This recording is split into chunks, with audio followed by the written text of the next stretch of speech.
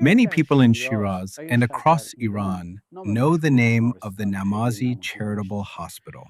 The Namazi Foundation in Shiraz is part of a story that reaches back to a boy born in Washington, D.C., who later became a Harvard student, Hassan Nemazee. Born into a prominent Iranian philanthropic family, he built a career in business, charity, and politics in both the United States and Iran. At 22, after his father's death, he returned to Iran, but just before the 1979 revolution, he was forced to leave as the new government confiscated his family's assets. Back in America, he entered politics, forming close ties with Bill Clinton and leading Democrats.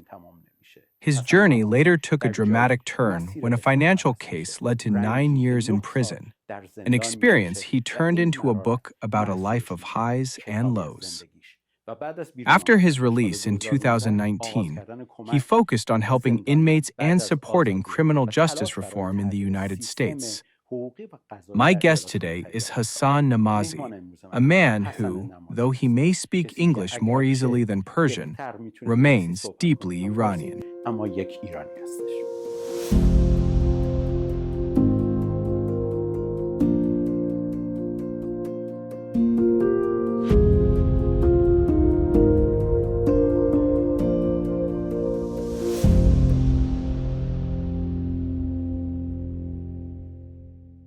In Chapter 8 of your book, The Missing Father, you write about your father. I'd like to begin by asking, what brought the 22-year-old Hassan back to Shiraz, and what is the history of your family? I went back to Shiraz at age 22 because my father passed away, and I was able to step into his legacy, what he had built in Shiraz, which was unique. My father made his fortune outside of Iran, and he repatriated that fortune to Iran. He built the first modern hospital, the first modern nursing school, the first modern orphanage, and the first modern medical school. And he decided to build the first piped water system in the country that enabled the hospital to have clean, hygienic water and also to give profits to underscore the ability of the local population to have free medical attention. What he did was unique. Most Iranians of that time and afterwards made their money in Iran and took it out. Philanthropy was an unknown process at that time. He created a name and a legacy which lives on to today. 46 years after the revolution, Namazi Hospital still exists. His place of burial, which is on the hospital compound, is still there. His statue, which I had commissioned, is still there. There was no choice for me to do anything other than return to Iran when my father passed away at age 22. And it gave me the greatest satisfaction in life to be able to begin the process of trying to follow in his footsteps. So one of the things that my father did was he established the Iran Foundation in New York. And one of the things that the Iran Foundation was tasked with doing was finding American doctors at the highest levels in academia in the United States to come to Iran to both practice medicine and to teach the new level of Iranian doctors. One of them was a man by the name of Dr. Jim Bowman. And Jim Bowman was an African-American doctor who was not able to get a job here at his level of professionalism. He came to Iran, he married a nurse at Namazi Hospital, and he gave birth to a young girl. Her name was Valerie Bowman and ended up being known as Valerie Jarrett.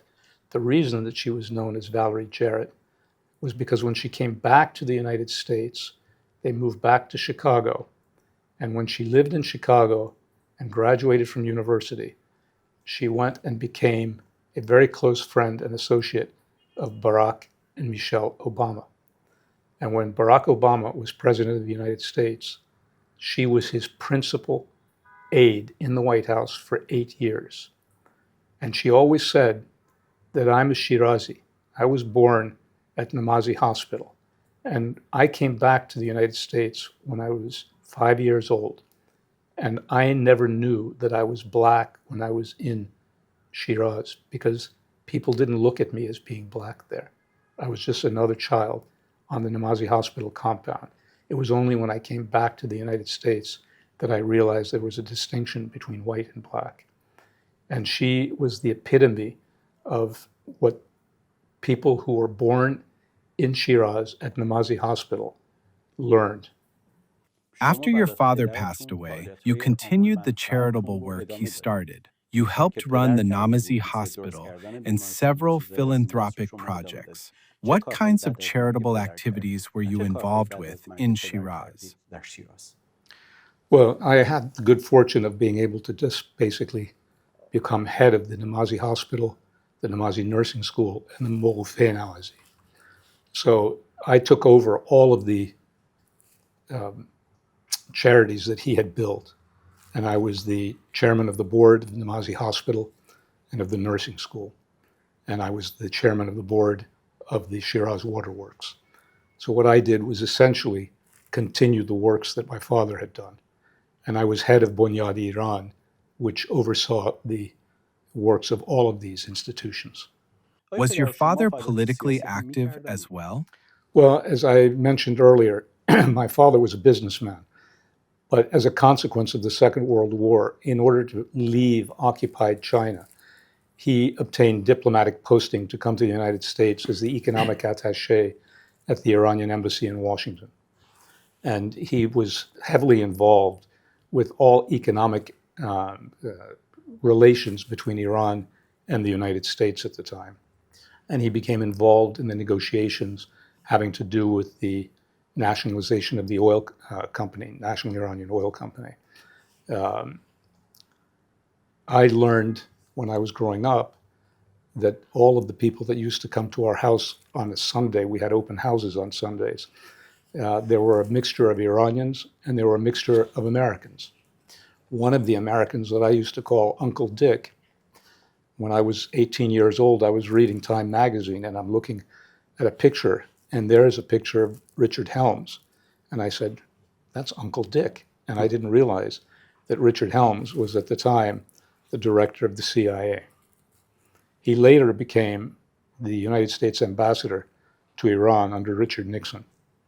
And after my father's death, I had occasion to see Uncle Dick in Tehran. When did you personally enter the world of business? Well, in truth, my father began to teach me from an early age. But when he died at age 22, I had a decision to make. I had been admitted to the Harvard Business School for the fall of 1972's program. My father died in the spring of my senior year. And I remember going back to Tehran that summer with the expectation that I would come back to Boston in the fall to begin my studies at Harvard. And I had a conversation with a friend and partner of my father's, Hushang Ansari, who was at the time Minister of Economy. And he said, Hassan, if I were you, I would take the opportunity and return to Iran because you will learn more in the years that you are here than you would ever learn in the 2 years that you would get a business program from Harvard. And he was right. I came back in the summer of 1972, and it was the golden years of Iran economically. It was just before the increase in oil prices and the rapid industrialization in Iran. And I had the opportunity at a very young age to take over the family businesses and to then invest in insurance, banking, and real estate development.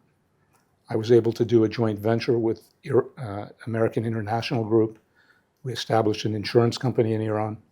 I was able to establish a joint venture with what was then Morgan Guaranty Trust, which is today JP Morgan Chase.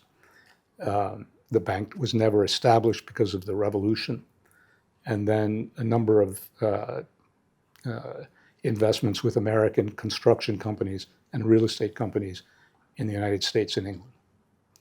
These were opportunities that for a 22-year-old or a 24-year-old would have been inconceivable in another time and another place.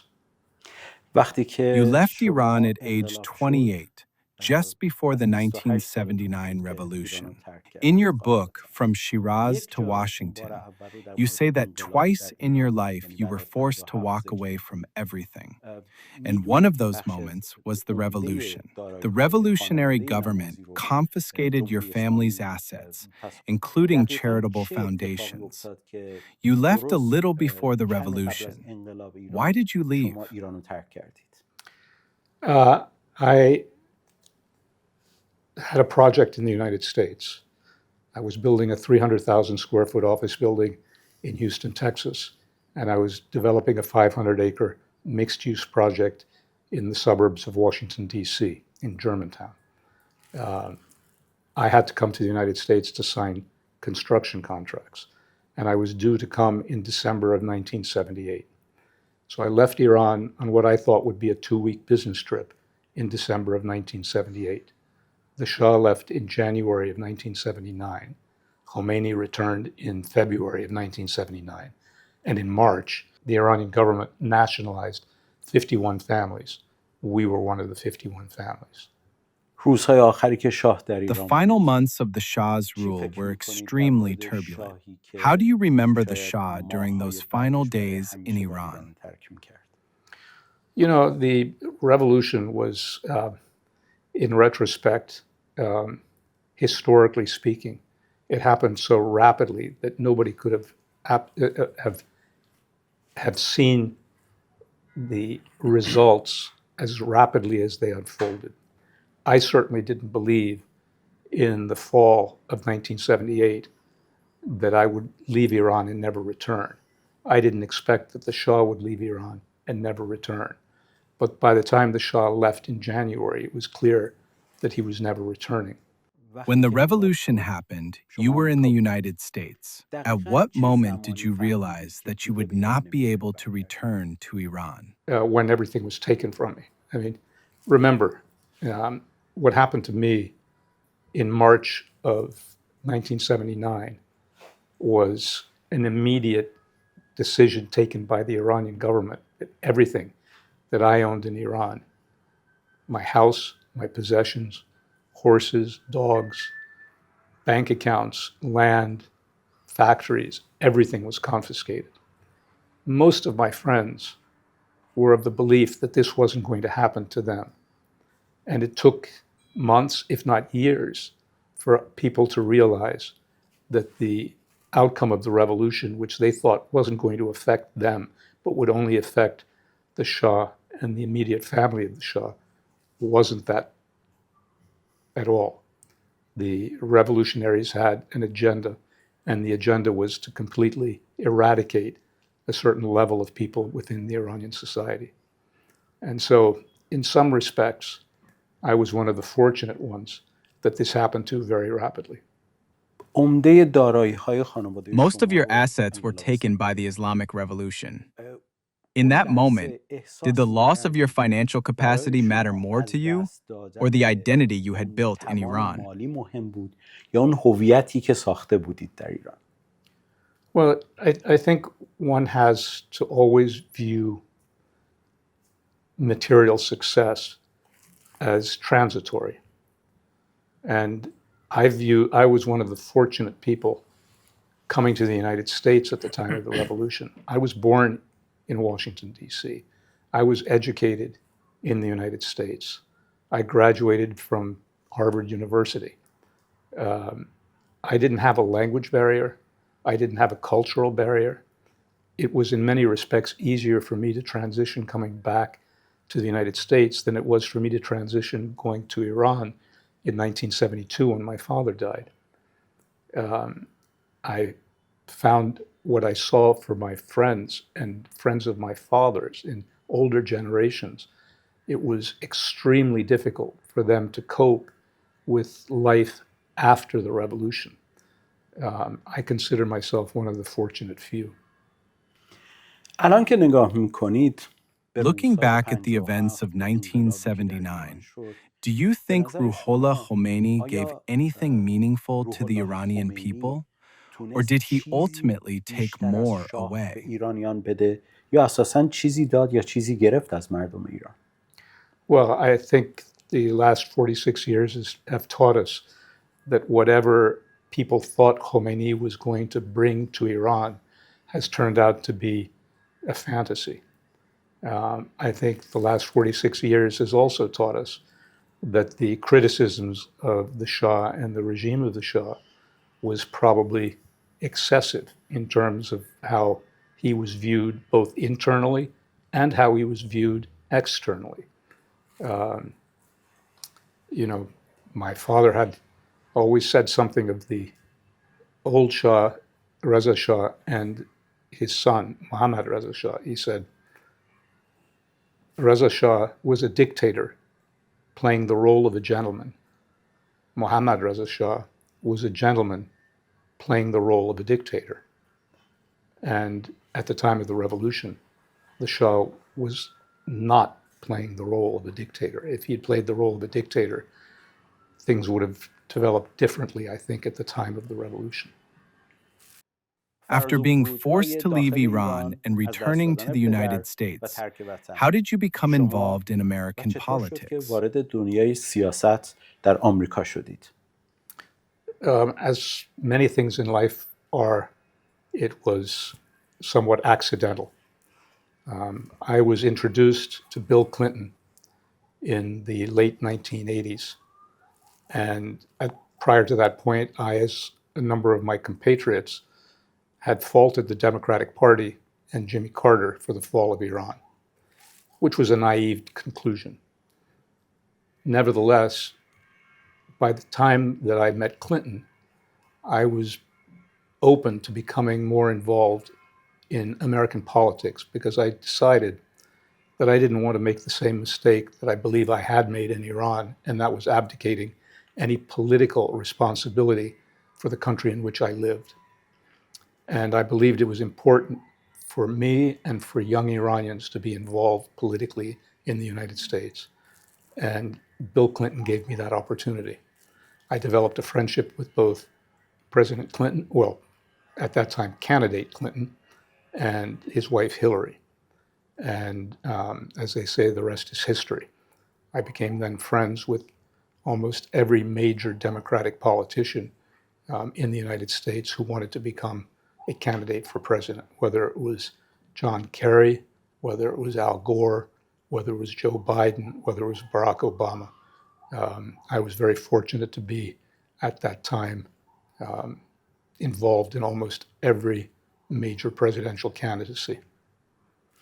You were known as a strong supporter of the Democrats, and despite being a relatively small community, Iranian Americans felt you were highly influential, especially in political fundraising. What contributed to your rapid rise in political circles?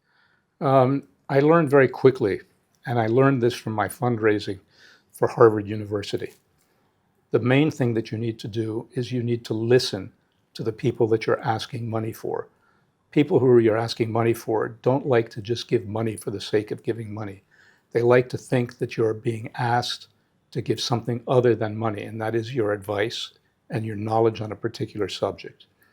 And I was able to put people in contact with the candidates, and they profited and the candidates profited. And as a consequence, I was fortunate to be able to raise a significant amount of money and have the enjoyment that people profited from their relationship. در آخرین روز سال On the last day of 1998, President Bill Clinton nominated you to serve as U.S. ambassador to Argentina. This was a major moment for the Iranian American community, but the appointment never went through. What stopped the process? One word: politics. I was nominated by President Bill Clinton. As you know, in the United States, a president nominates, but the Senate has to advise and consent and confirm the nomination in order to become the ambassador. Myself for Argentina, and the nominee for Brazil and the nominee for Mexico were all denied hearings by the Republican chairman of the Foreign Relations Committee, Jesse Helms, not because he had any issues with any of us individually, but because he had an issue with the Clinton administration on Cuba policy. And he decided that nobody would be able to get confirmed until Clinton changed that policy, which he did not. And as a consequence, there was no ambassador in Argentina for 3.5 years. The other two gentlemen for either Brazil or Mexico were not confirmed either. It was a great disappointment to me. And it would be another 15 years before the next Iranian American was nominated to be ambassador to any other country.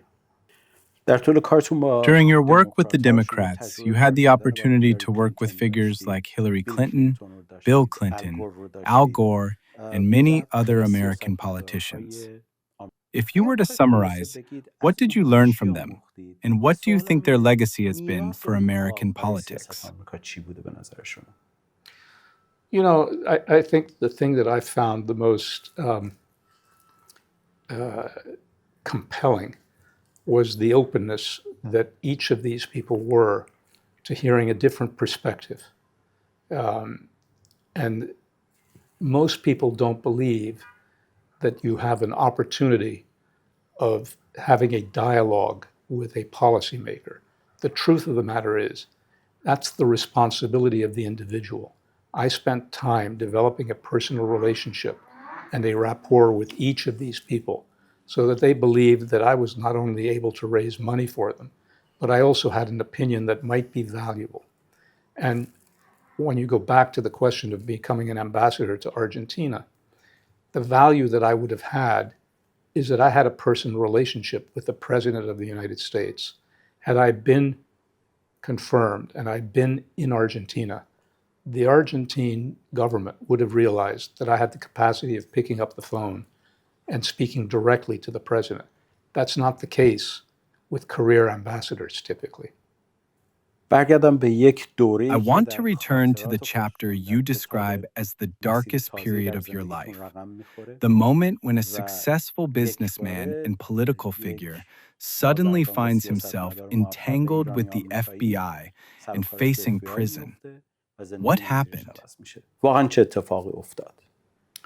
Well, I ended up in a situation which was of my own creation.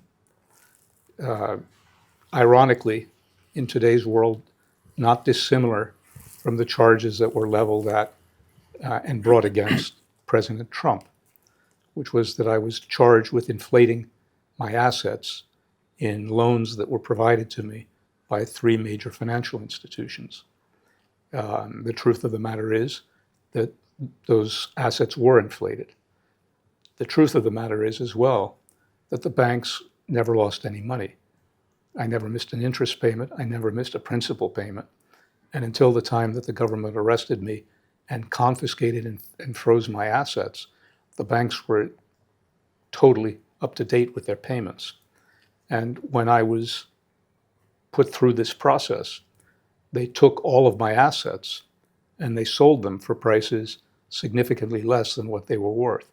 And to this day, literally 20 years after the fact, I have not been given an accounting of what my assets were sold for, to whom they were sold, and why they were not sold for a greater price. I can't comment about why, other than for the fact that I was accused of this, I pled guilty to this, and I've served my time for it. How much of what happened to you was the result of financial and banking issues? And how much do you believe had political dimensions? I think there was an element of both. I mean, as I said, I was responsible for filing the financial statements. However, I'm absolutely certain that if I had never risen to the prominence that I had, there's no question in my mind that had I not been who I was within the realm of the Democratic Party and the proximity that I had to certain politicians, that I would not have been charged at the level that I was charged. I was given a 12-year sentence for a crime that ultimately had no victims. یه جایی در کتابتون In the شما book, you اشاره say going می‌کنید to که prison was the یه outcome of a اشتباه serious mistake سخت on بود your برای شما. part. دقیقاً What exactly کجا was that اشتباه شما mistake? بود؟ Well, if I go back in time, I should never have taken on the loans to begin with. Sometimes your appetite is greater than your capacity to execute. And I should not have extended myself to the extent that I did. You و جای also دیگه هم در write that کتاب speaking تاکید about that می‌کنید که حتی period برای was گفتن so واقعیت به painful that you وکیلتون هم avoided خیلی discussing طول it کشید تا even with بخواید your بهش own حرف lawyer. بزنید. Why was it so چرا این difficult واقعیت for you to سخت talk براتون about it? راجبش صحبت Well, I کردن؟ think again, and you see this not just in my case, but in a lot of cases, you're embarrassed by what you've done. And rather than simply facing the reality of what you've done, you try to put barriers up to yourself. And some of that is self-delusion. You و شما به eventually زندان went to رفتید. prison. چه سالی What به year زندان did you رفتید؟ enter prison? I went in 2010. Do you یادتون میاد remember چه the روزی؟ exact date? It was in late August of 2010, August 27th, 2010. 9 سال You طول کشید spent شما 9 زندان years in رفتید. prison, though در your حالی که حکم sentence was زندانیتون longer. طولانی‌تر هم بود. Donald Trump later signed a دونالد reform that ترامپ allowed you to be با released early. فرمانی در واقع Trump is a اصلاحیه‌ای که انجام Republican, داد and you were a و committed شما هم Democrat. کم‌عرض به دموکرات بودید. How do you feel خیلی about دوست دارم Donald بدونم Trump نگاهتون به today? ترامپ چیه الان؟ Well, I have a great deal of gratitude for the fact that President Trump passed a law that my Democratic colleagues were incapable of passing. We attempted to pass this law under Obama, and it was unsuccessful. And this law was passed under Trump primarily because his son-in-law, Jared Kushner, had had a personal experience where his father had gone to prison, and he realized the inequities and the unfairness of what the American criminal justice system was. And a law was put forward in the Congress, passed the Senate, only because Kushner and Trump made that happen. And when I came out of prison, the New York Times did a long article on the fact that how ironic it is that I was the very first person released under what was called the First Step Act, and that the first person that was released was a prominent Democrat released by President Trump, a Republican. And I went on the record as saying, you have to give credit where credit is due. So it is ironic, but true, that Donald Trump was responsible for my coming home early. در خاطراتتون در In your کتاب memoir, نوشتید که you write that you شروع began در واقع writing the book نوشتن while in کتاب رو در prison. زندان شروع What کردید. prompted you چه to چیزی باعث reconnect شد with your نقد past خاطرات during رو بکنید؟ incarceration? Before I went to prison, when I was under home confinement, I had a very wise friend come to see me. He was the chairman of one of America's largest corporations. And he said, Hassan, I know you're going to think of going to prison as a punishment of time. You should think of it as a gift of time and do all of the things that you've always wanted to do, but always said you didn't have the time to do. So you should take the time to write. You should take the time to teach. You should take the time to exercise. You should take the time to read. You should take the time to mentor people. While I was in prison over the 9 years, I read 2,651 books. I wrote 2 books, one of which is the book that you're referring to. I mentored hundreds of people who were in prison with me. I taught GED classes while I was in prison. The book was part of my desire to chronicle what was my family's heritage, my life, and the ups and downs of life. And it was a tremendously successful means by which I was able to turn the page of what had happened to me and looking forward to the future. Many Iranians visited you during your time in prison. What do you think motivated so many people to come see you under those circumstances? I have been fortunate in life that my friends have not abandoned me, whether they were my Iranian friends or my American friends. And I have been blessed with the fact that these people had gone out of their way to come and see me. I always wonder whether if the roles were reversed, I would have had the strength of character and integrity to have done the same on their behalf. What did your very first night in prison feel like? You know, uh, going back to what I mentioned a moment ago from that person, I recognized that when I walked into prison, I had to have a discipline. I had to have a program that would get me through every day. So I established a process where every day, every minute of every day was fully taken up with either exercising, reading, writing, teaching, or thinking. I never had any spare time to feel sorry for myself or to feel any other emotion. You spent 9 years in 3 different prisons. How do you evaluate the American judicial and prison system today? Well, American prisons are two different types of prisons, I've learned. You have federal prisons and you have state prisons. I was fortunate to be in a federal prison, and I was fortunate in the federal prisons that I was in, other than two, the prisons that I was in were principally much more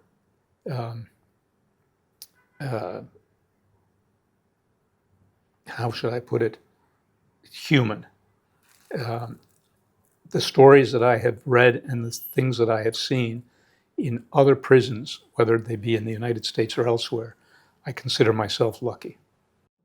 During those 9 years, did you ever experience fear? The first night, I was locked up in something called MCC, the Metropolitan Correctional Center here in Manhattan, which has now been closed.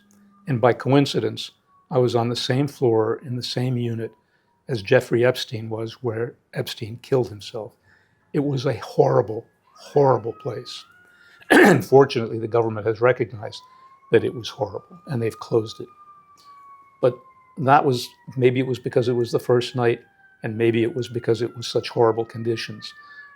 It was not a fate that I would want visited on anyone else. But the remainder of the time that I was there, I would say, by and large, the conditions were acceptable. Did you ever cry while in prison? No. Have there been moments when you cried from the depths of your heart? I cried, the last time that I cried was when my father died. You've been a strong critic of parts of the U.S. judicial system. What are your most important criticisms of that system?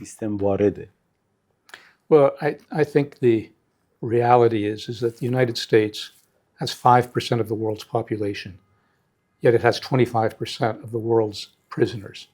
That's a statistic that is not only morally wrong, it's economically unfeasible.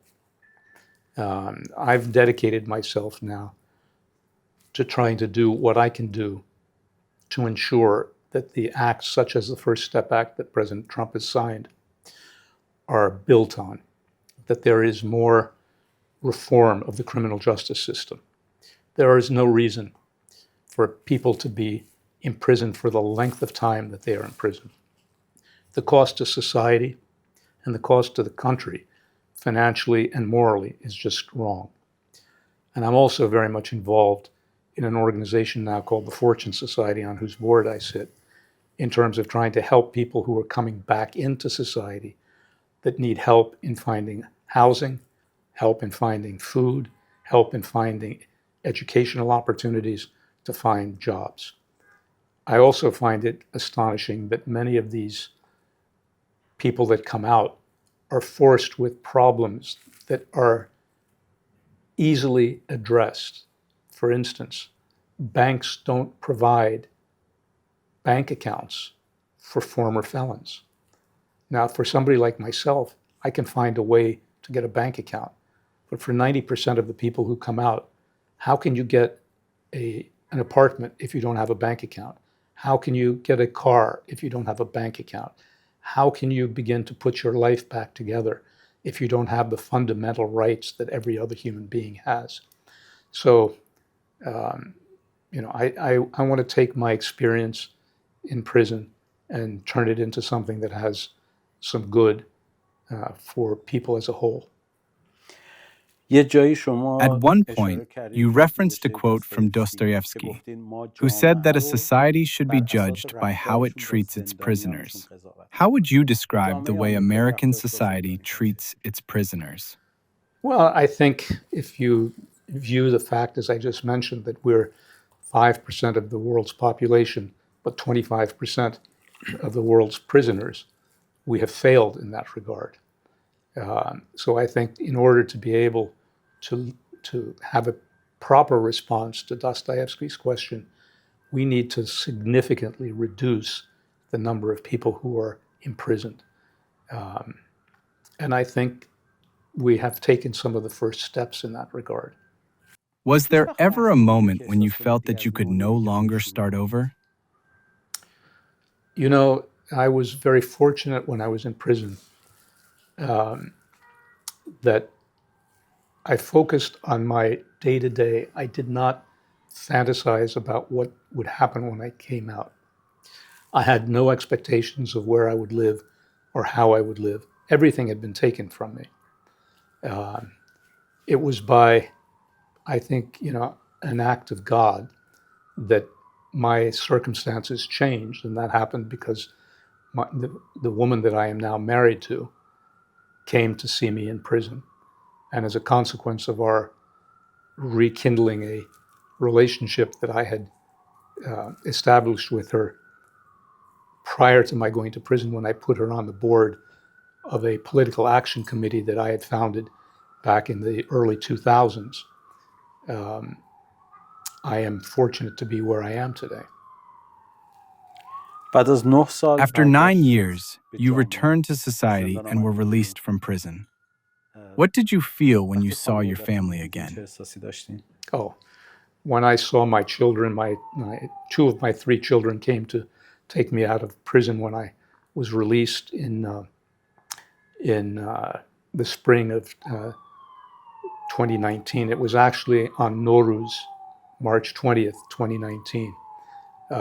The fact that you could see your children, you could embrace them, you could spend just some time talking about their lives, your life.